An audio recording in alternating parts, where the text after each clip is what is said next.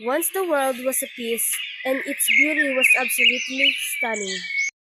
The forest was vast, full of trees, providing us food and shelter to live. The animals were freely living. Everything was so clear.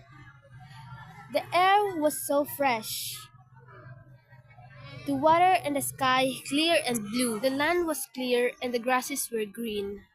Indeed, the earth was a beautiful place to live.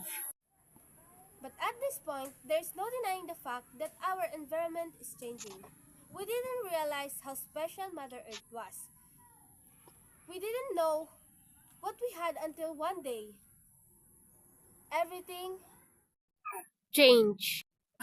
The trees cut down, which result to global warming. The air is polluted.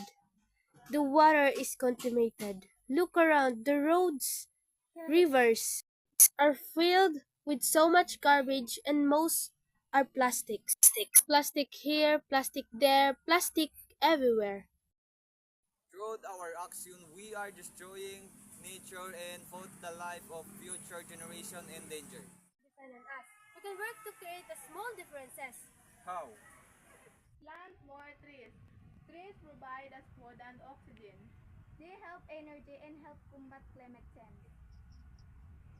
Reduce, reuse, recycle. Follow the 3 R's to conserve natural resources. C. Stop burning a garbage plastic.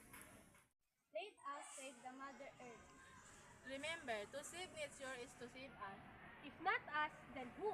If not now, then when? The world is coming to an end, but it's never too late. The path toward a new beginning is starting within